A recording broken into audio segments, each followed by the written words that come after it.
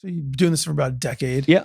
What have you seen in terms of the changes of what we're able to do and what's been adopted over the last decade?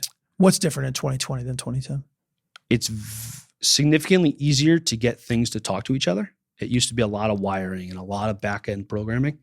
Suppliers are now every vendor used to have their own proprietary language. Yep. Everybody.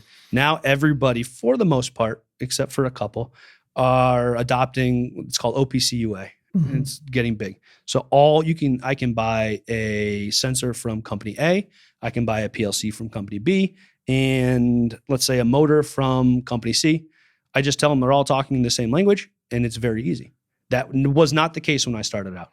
You had to buy everything from a single vendor because that was the easiest way to get it to talk. You could buy them other ways, but it would take you forever to develop.